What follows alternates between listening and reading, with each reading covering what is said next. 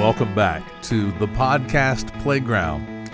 Our newest podcast is The Best Podcast.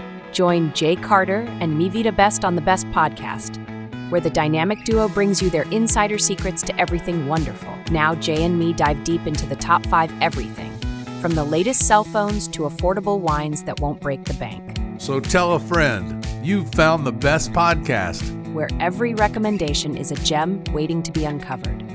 Tune in weekly for your dose of excellence. Okay, let's unpack this. We're diving into a topic that might seem, a little mundane, but it's so fundamental to a good morning. The two-slice toaster. It really is. And you sent over a great stack of sources. We've got detailed reviews from the appliance gurus that reviewed, deep analyses from CNN Underscored, and some really comprehensive 2026 buyer's guides.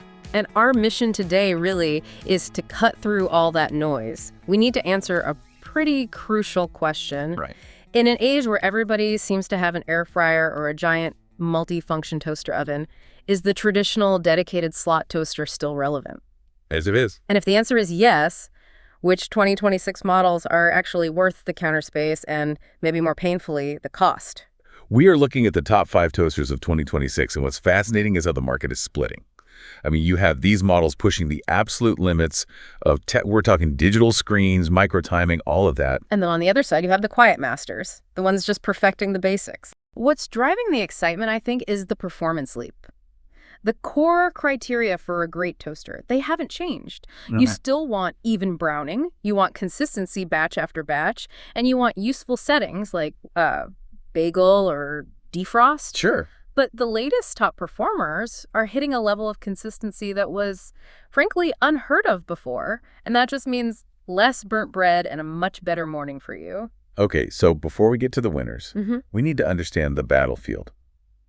When these expert reviewers test a toaster, what are they actually looking for? Because I think we've all bought a cheap toaster thinking it's all the same. Oh, definitely. And then by Tuesday morning, you realize you've made a terrible mistake. A terrible mistake. Look, it really boils down to consistency over just raw performance. I mean, any toaster can make one decent slice of toast. Right.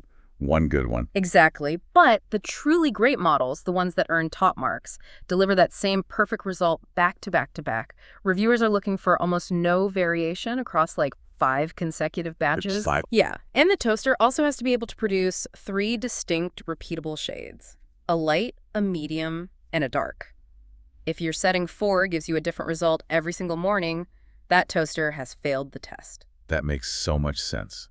So we're buying consistency, not just a box with heating coils. Precisely. And tied directly to that is slot size, versatility. This is such a common failure point for cheaper design. Oh, I've been there. You try to stuff a thick bagel in there, and it's just a mess. It's a mess. You crush the bread, and then the squash edges end up burning right next to the elements while the middle is still cold. It's the worst. So if you love artisan bread, you really need to plan for a model with wider slots, or you're just setting yourself up for frustration. Absolutely. And when it comes to speed and heat, the sources specifically call out quartz heating elements. That's the tech you want to look for. Of course. They get up to temperature much faster, and they distribute heat way more evenly than the old traditional coil elements. And that's the difference between waiting 2 minutes and waiting 4, which on a busy morning feels like an eternity. It really does. Now let's talk about the 2 biggest daily frustrations. The user experience things that separate good design from, bad design. First up, inevitably, is cleaning. Toasters are just crumb factories. It's all they do. They are. And if you let those crumbs build up, they start to carbonize, you get smoke, and your toast gets that sort of stale, off-putting taste. Yeah. So the importance of a removable crumb tray that slides out smoothly, it just can't be overstated. We saw a really harsh critique of the Hamilton Beach 2TH623. It's a solid bargain toaster, but it actually has no removable tray at all. Wait, none. You have to turn it upside down and shake it. You have to turn it upside down and shake it. It's a genuine chore. That sounds like a long-term regret purchase waiting to happen. So if cleaning is number 1, what's number 2? Retrieval. the moment the toast is done. Ah, the eternal struggle. It is! You have these perfectly toasted English muffins, but they're short. They don't pop up high enough to grab safely. So you're either using tongs or you're trying to manually push that lever up for the extra lift. And you're risking your fingertips every single morning. That's just a design failure, even on a high-end model. All right, let's move on to the models that actually get all of this right. Let's start with the best overall choice.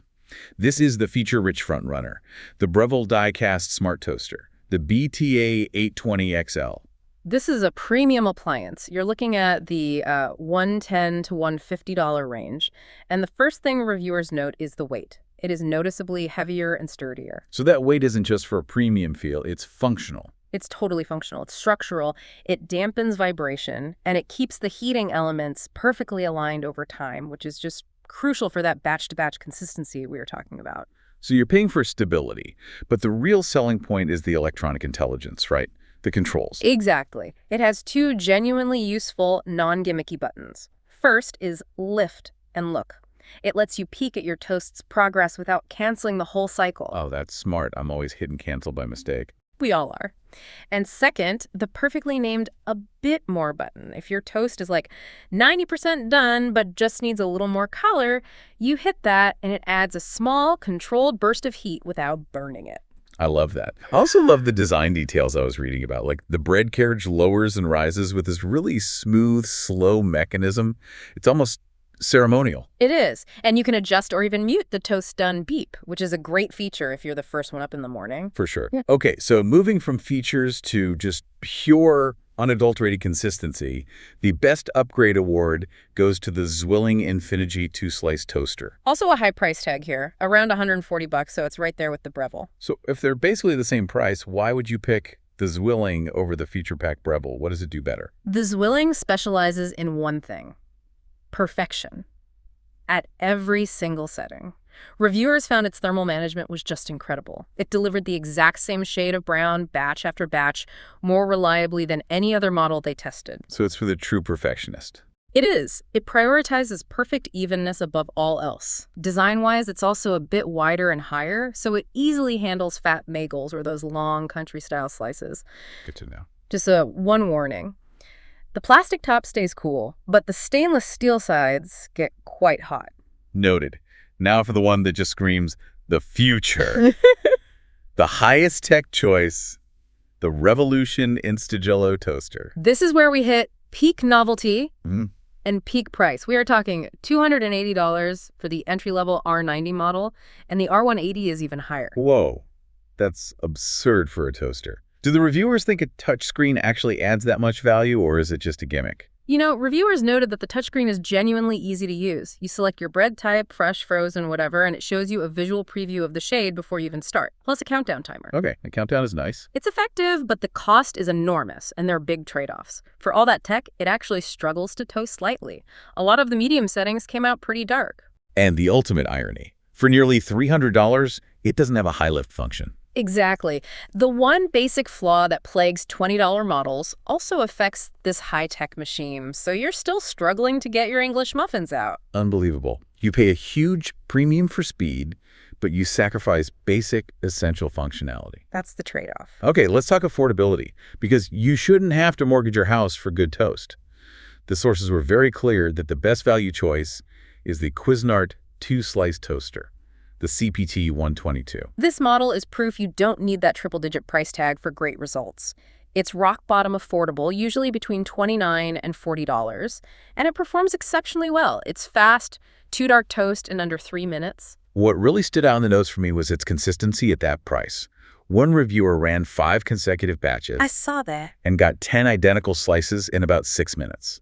That's performance that rivals models that cost 3 times as much. It's fantastic. But, you know, there are trade-offs. It's lightweight, it's narrow, so it's going to struggle with those really thick bagels we talked about. Right. And yes, you absolutely need to use the manual extra lift to get smaller items out safely. But for under $40, you're getting incredible speed and reliability. So if the Cuisinart is the value master, then we move to the absolute bare bones bargain, the Hamilton Beach 22623. This one is stripped down to its essentials, just under $30. It gets credit for being quick and Actually, surprisingly, even in its toasting. It's super light, too, only 1.9 pounds, so it's easy to stash away if you don't have much counter space. But that downside we flagged earlier it's a big one. It is. Minimal features, just a cancel button. And that non-removable crumb tray is a major cleaning liability. You'll be shaking it upside down over the trash can every week. It's just inconvenient. We can't end the product talk without admitting